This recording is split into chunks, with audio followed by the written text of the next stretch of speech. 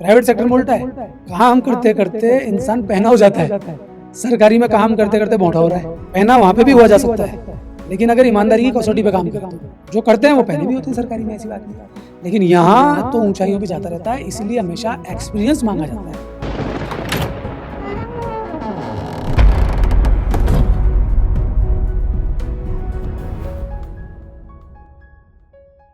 देखा आपने, सरकार का काम है प्राइवेट जो हैं वो और जो सरकारी हैं दोनों से ही अपनी इनकम करना।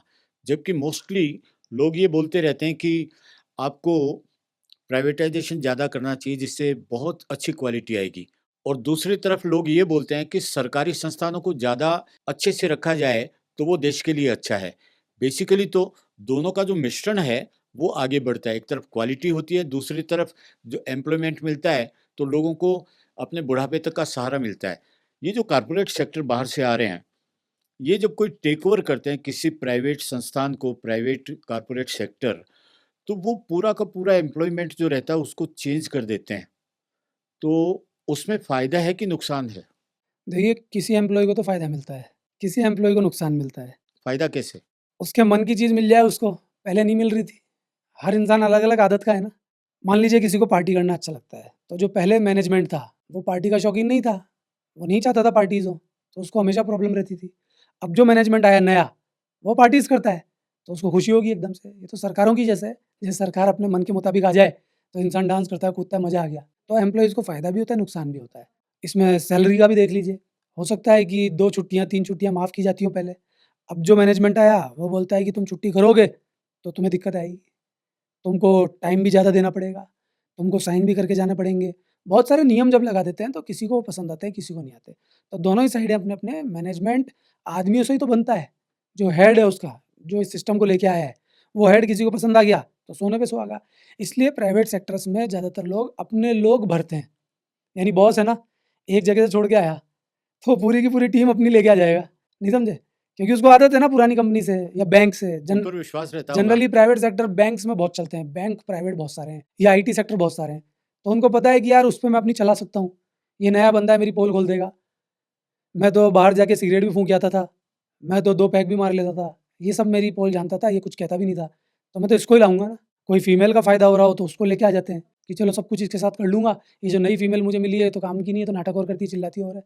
तो हर तरीके से इंसान प्राइवेट सेक्टर में भी अपना ही सोचता है।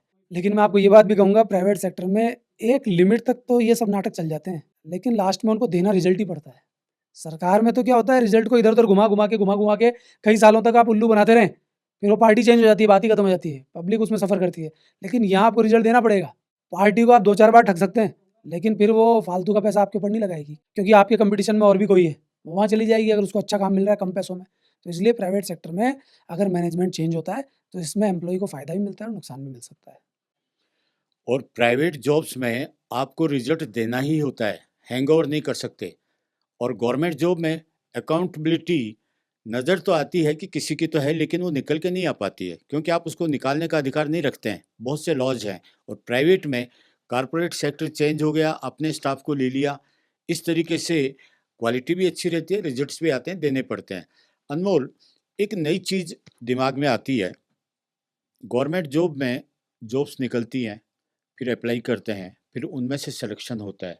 उनका पूरा जो योग्यता की ज़रूरत होती है वो भी उसमें ऐड वगैरह में निकाला जाता है। एक तरीके से ठीक है, सब देख के किया जाता है। बट नई चीज़ मैंने देखी और ये बरसों से चल रही है कि जो कॉलेज में ब्रिलियंट स्टूडेंट्स होते हैं, लड़के-लड़कियाँ, उनकी जो परसेंटेज आती है उस पर पहले से ही निगाह रहती है फ़ॉरेन कंपनियों की, जो बहुत संसार में अपना कंट्रोल रखते हैं। वो पहले से देखते हैं कि इंडिया में बहुत बुद्धिमान बच्चे हैं, एजुकेशन बहुत अच्छी है, और प्राइवेट जो कॉलेजेस वगैरह होते हैं उनमें परसेंटेज का शुरू से ही, फर्स्ट ईयर से ही देखते आ रहे हैं, देखते आ रहे हैं, देखते आ रहे हैं। उनको पैकेज और उनको पहले से एग्रीमेंट अभी अपनी कंपनियाँ भी करने लगी है, जो इंडियन कंपनियाँ हैं। वो चीज़ सरकारी में नहीं हो सकती ऐसा लगता है। अभी तक तो जहाँ तक मेरा नॉलेज है, ये चीज़ आई नहीं है, जबकि वो पूरा का पूरा आपका टैलेंट यहाँ से हाईजैक करके ले जाते हैं। इसको ऐसे मान लीजिए कि सरकारी में एग्ज़ाम्स रखे जाते हैं, कि जो एंट्रेंस टेस्ट को क्रैक करेगा वो जाएगा। लेकिन इसमें आपने कहा कि नज़र होती है उन पे। हाँ, इसको आप ऐसे मान लीजिए कि सरकारी नौकरियों में एंट्रेंस टेस्ट होते हैं। उसको पास करके ही तो उसकी नौकरी हाँ लगेगी। हाँ लेकिन यहाँ पे आपने जो कहा कि शुरू से नज़र रखी जाती हाँ है, मेरी भतीजी है, उसको हाँ, पहले से ही पैकेज ऑफर किए हुए बिल्कुल थे। किसी कॉलेज से कोई बच्चा निकल रहा है, तो जब वो इतना खर्चा कर रहे हैं, ये ज़्यादातर बड़ी कंपनीज़ में ही होता है।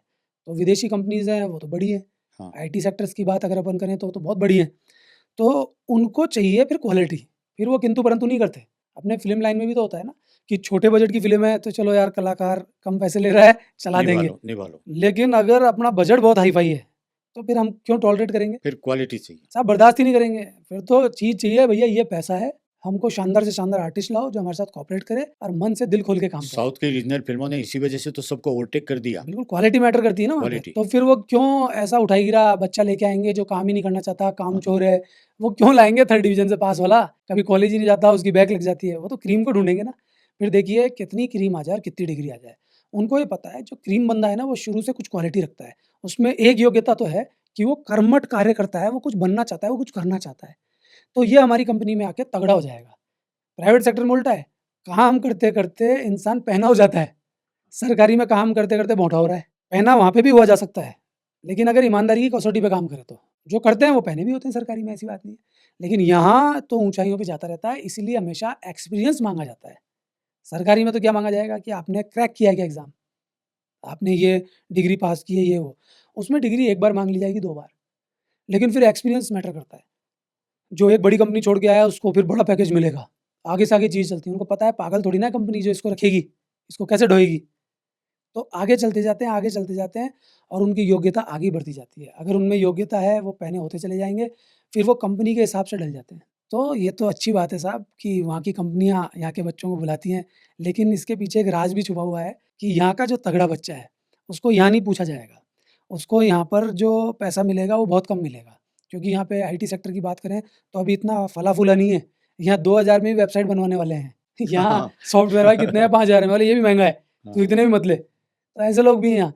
तो वहाँ पे कदर है इन चीज़ों की, वहाँ पे चल रहा है सब कुछ। तो यहाँ के बच्चे को वहाँ पे बहुत कुछ माना जाता है। अच्छा, वो पैसे से खरीद लेते हैं एक तरह हाँ, से। मैंने नासा में सारे अपने बच्चे हैं। बिल्कुल, मैं यही बात क्लियर करना चाहता हूँ, वो पैसे में खरीद लेते हैं। यही मेरा पॉइंट है कि एक बात ज़रूर है जो किसी को पता नहीं है कि उनको हम सस्ते पड़ते हैं और यहाँ का जो बच्चा है वो डींगे हाँकता है, "साहब मेरा इतने करोड़ का पैकेज है।" उनके लिए वो कुछ भी नहीं है।